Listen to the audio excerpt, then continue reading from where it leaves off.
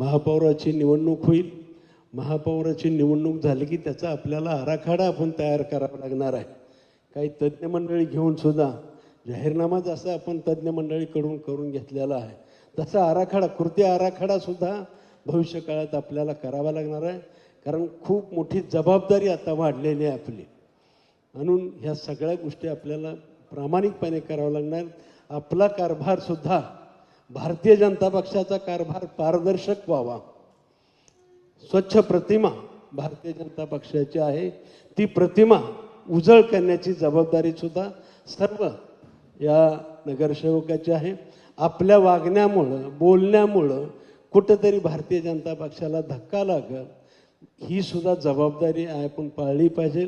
आपल्यामुळं कुठेही भारतीय जनता पक्षाला धक्का लागणार नाही हे सुद्धा आपण काम केलं पाहिजे. कारण हे सगळं करत असताना आता भविष्यकाळात आपले हेडमास्टर एक क्लास घेतीलच एक दिवसभराचा बहुतेक. कारण आता ते ट्रेलर फक्त त्यांना प्रास्ताविकात सांगितले असल्यामुळे कमी दाखवलं आहे, पण पुढच्या काळात देतील. मला असं वाटतं ज्या ज्या आपल्याला जबाबदाऱ्या दिलेल्या त्या कराव्यात. प्रभागामध्ये सुद्धा ताईंनी भरपूर काही सांगितलेलं आहे, मी त्याच्यावर खूप जाणार नाही. पण आपली जबाबदारी खूप वाढलेली आहे ह्याची मात्र जाणीव सर्वच नवनिर्वाचित नगरसेवकांना असली पाहिजे. आणि मला असं वाटतं की आपण आता सोलापूर शहर म्हणून प्रत्येक कानाकोपऱ्यातून अभ्यास केला पाहिजे प्रत्येक नगरसेवकाने. आणि तिथल्या अडचणी काय आहेत ह्याची जरा आपण समजून घेतलं पाहिजे.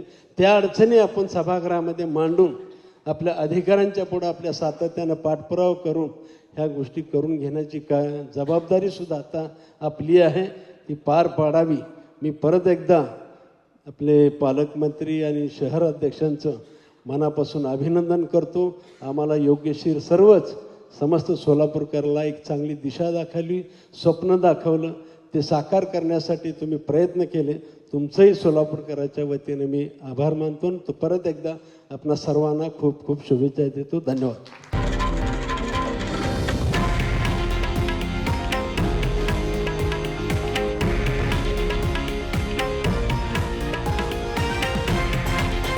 हे आहे देशातील नंबर 1 न्यूज नेटवर्क आणि आपण पाहत आहात TV9 मराठी, एकमेव.